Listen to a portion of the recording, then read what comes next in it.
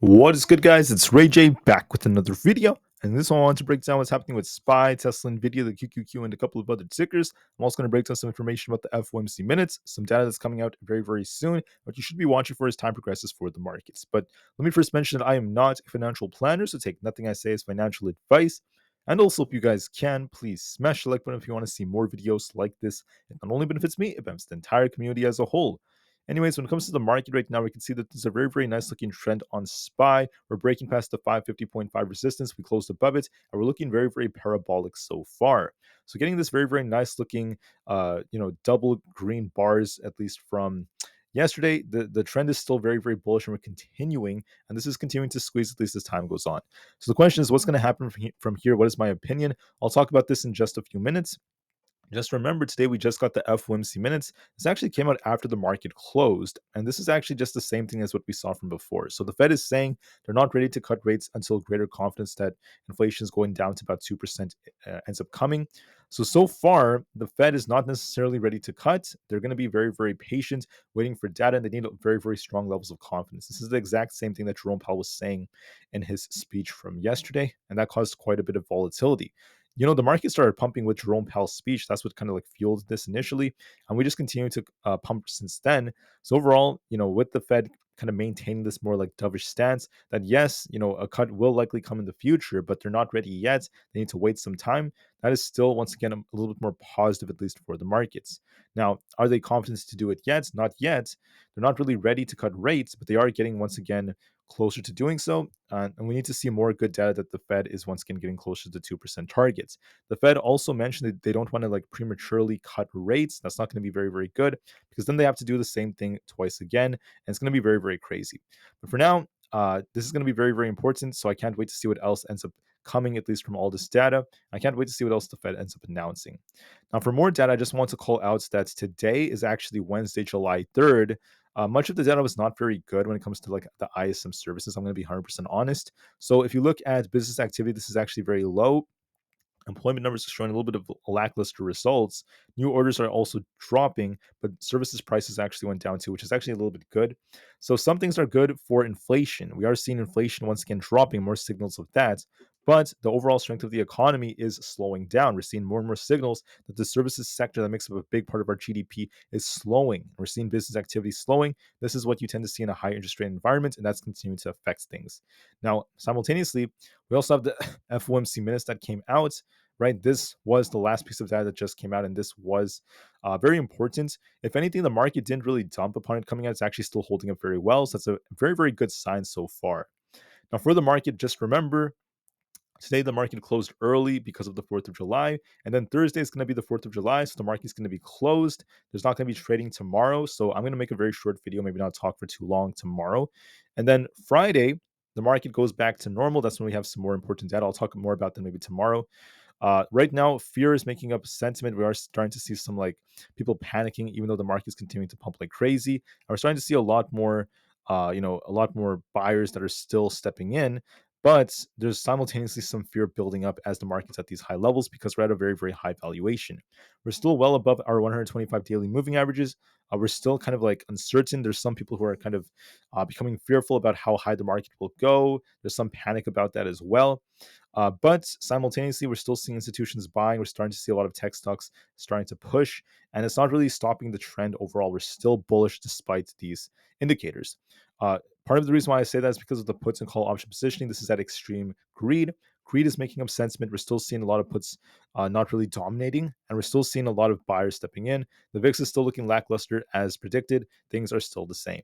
So what do I see for the markets? Honestly, guys, we're looking bullish on SPY because we have broken structure. So we basically had this very, very key level. Let me just show you this right here. I'm going to make this yellow, and then I'm going to make this a little bit thicker. So see this big yellow line on top? This was basically our resistance, 550.5. SPY broke through that to hit a new all-time high. So because it did this, because we closed above this, this is a big sign of strength. We will see if we hold this. Now, if we do lose 550.5, I'll be looking for a move back down to 548.5 and see if we bounce off that or not. And if we continue to hold up, we could easily go up to 552, then eventually the mid 550s, like 554, 555, all the way up there. But once again, guys, calling the levels a little bit trickier because now we're hitting new all-time highs. and hitting all-time highs, right? That's actually looking more and more strong, and the market's in new territory it hasn't really seen before. So SPY is looking bullish. It looks like it wants to make higher highs and higher lows and continue to pump. And this chart does favor a lot more upside, at least for now. Just a little bit, quite a bit more upside. I wouldn't necessarily say it's going to last forever, but it could still push higher. So I think that going into next week, we could continue to go higher just based off technicals. I'll give you guys more updates about the data that's coming out for Friday tomorrow, but let's just say that the market looks bullish, and so far the buyers are in control. Another ticker that's on fire is Tesla. Tesla kind of pushed, dipped a little bit, then only got bought back up again. So buyers are still very strong on Tesla. I think next week we're going to be testing this 250 resistance. We'll see if Tesla could break this or not. It's going to be very important. If we do break it, I'll be looking at 252, then 255. If we fail to break it, look at 248 and then 245. Overall, Tesla's holding up very well, showing a lot of strength, and I think that there's more upside potential for this. So there's no sign of weakness. Tesla's just continuing to rip, and it could go a little higher, so watch resistance. I do want to warn you, though, to be careful at 250. It's going to be a tougher resistance, but nonetheless, Tesla is still very strong. For Nvidia, we're breaking out of this like little bull flag, so it's looking more bullish, and this favors a push for the 130 area. Looks bullish to me. Overall, the bulls are still in control. And then we also have Bitcoin, which is kind of lackluster, has dipped a bit towards the support right here.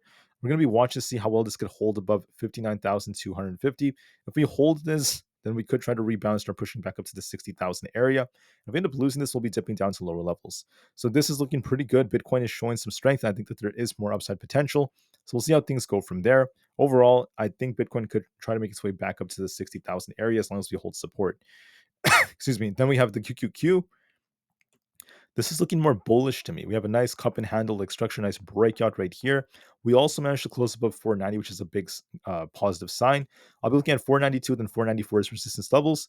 And then for support, I'll be watching all the way down here towards 490, then 488. But overall, this is looking more bullish. I think there's a good chance that this is going to continue. So this is looking pretty good to me, especially on the 4-hour time frame. It's looking quite bullish. And then when it comes to Aapl, Apple's actually trying to break above this 220 resistance. If we hold above this, I'll be looking for a push all the way up towards this 222 area. So it's looking pretty good. If we lose this, I'll be looking at previous resistance becoming support at 218.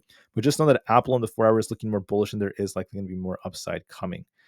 Just a few more guys. Like if you look at Palantir, Palantir is looking a little lackluster. I still think it might actually revisit this 25.56 area and try to maybe bounce off that. We'll see if it does that or not. But I am seeing some signs that it's kind of struggling at this 26.2 area.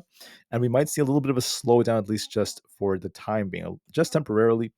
For Supermicro, we have a big test coming. We have this resistance trend line that's about to be tested. We're trying to push higher towards the trend line. We'll see if we break this or not. If we break through the trend line in the 850s, we'll be looking for about 867 and 880. If we reject here, we'll be dipping back down towards 831 and also lower levels. But overall, it's looking pretty good. For RIVN once again has a very, very nice looking pump right here around this 18 area. Has been coming down since, and I still think we're going to get a retest of this 14.2 area. We'll see if we get a bounce off that or not. If we lose this, we'll be dipping down to 13.2. So I'll be watching to see if we get a rejection. This pattern is not looking the best, so I'd be a little bit careful with this. So I'll give it some time. For SoFi, we're trying to push higher exactly as we predicted. I think we're going to be retesting 6.54. We'll see if we reject off this or not. This is going to be a key level. If we reject here, we're going to be dipping back down towards 6.4. If we break through this, we're going back all the way back up towards 6.6. And I understand, guys, it's kind of boring for me to say because, it's very tight. It's not very volatile. We're just making small, like 10 cents, 20-cent moves on SoFi. It's not really doing much. So not the most fun to trade. But I do want to call out the move at least anyways. For the IWM Russell 2000, this is not looking that great. I'm going to be looking at support at 201.5. Can we hold this? We're kind of sandwiched between our EMAs. So look at 202.12. If we break this, we're going to push hard to 202.5. If we lose 201.5, we'll be dipping all the way down to 200.75. So I'll be watching to see how things develop. We're in the middle, so give this a little bit more time. For AMD, I know a lot of people are interested in this. In my video yesterday, I said it might pump a bit. Then we'll be watching resistance, see if we reject or not. We went up to 165, just short of my 166 target. And now we're kind of consolidating. So it's not really rejecting. It's not really pumping. It's just consolidating right here. If we were to dip lower, I'll be looking at a 162. If that fails, we turn a little bit more bearish. If we can break past 166, we turn more bullish. Overall, the structure is looking kind of stationary, not really doing much. And because we're consolidating, there's not really much of a direction for me to say. We just have to wait and see which way we break. I do think there's somewhat of a risk of downside looking at the fact that we closed kind of in the red. So we'll just wait and see, at least for now. For ARM is once again trying to uptrend, getting a nice breakout right over here. I think that there's a good chance that this may attempt to go a little higher. We'll have to see if we can try to break past this 170 resistance. If that breaks, we have an imbalance to fill around 173.5. And if we reject, we'll be looking for 163.5 and then 159. So I'll be watching to see how things go here. But I do think this looks a little bit more bullish, at least in my personal opinion.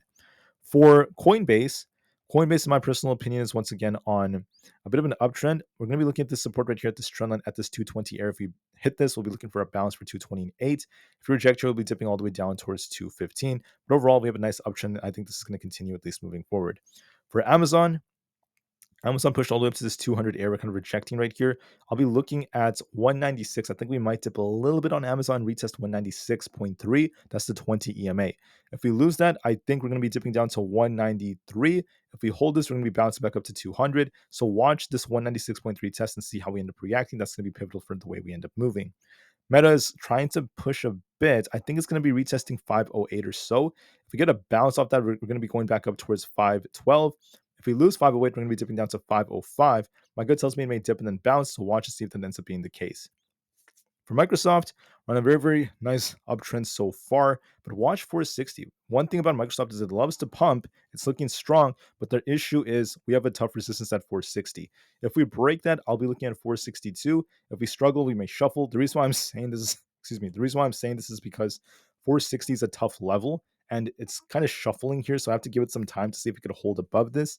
So if we hold this, we're going to go higher to 462. If we fail to hold this, we could be retracing back down towards like 456. So we'll have to wait and see. But just know that right now we look more bullish. For Google's once again trying to push higher. If we continue to push, I'll be looking for 188 as resistance. If we reject here, we'll be tipping back down to 185. I think there's a good chance we go up to 188 and we could try to push higher. So I'll see if that ends up being the case. For GME is also trying to bounce. I'll be looking at 24.8 as resistance. If we break that, we're going up to 26. So I think that there is more upside potential in GME. For AMC is once again on the 4 hour kind of turning back down. We have 4.98 as support, followed by 4.88. I think there's a good chance that AMC may dip a bit towards the 4.8, so we'll have to see what kind of reaction we get. For GJT once again is on a bit of a downtrend right here. I think this could actually dip a little bit more. I still think we could get closer to this imbalance around the 30 area. And then we could try to bounce after that, but I still see a risk of a little bit more downside before it tries to bounce. For the VIX is still lackluster. It's still stuck in the 12s, not really doing much. There's no sign of it breaking past 13.5 to turn bullish. No sign of that yet. It's still looking lackluster, still kind of weak. So this suggests that the market may have more upside potential. It's still holding up well. The 10-year came down. This is part of what actually fueled the markets. The 10-year is dipping because of what Jerome Powell said, because of the fact that he was being a little bit more on the hawkish side yesterday, not to mention the fact that the FOMC minutes kind of like corresponded with what he was saying. So that's why we saw the 10-year kind of dipping. So make sure you keep that in the back of your mind. And then last but not least, we have the dollar index. It's also dipping, getting a big rejection off this 106 area. I'll be watching 105.3. That's our 200 EMA. If we lose this, this will be dipping lower, and that could be more bullish for the market. So this is still favoring upside for the markets. Overall, the market still looks bullish heading into the weekend, heading into Friday. I'll give you guys another quick update tomorrow to talk about some data and also the 4th of July. Until then, I want to thank you all so much for listening. Please remember the stock market is going to be closed tomorrow in the US for July 4th. So the New York Stock Exchange and NASDAQ, they'll be closed for July 4th, and then we'll be back on Friday for normal trading. But nonetheless, I'll still see you guys tomorrow. Until then, have an absolutely spectacular rest of the day. Take care, guys. Enjoy the weekend, and I'll see you guys very soon tomorrow. Thank you for listening, and peace out.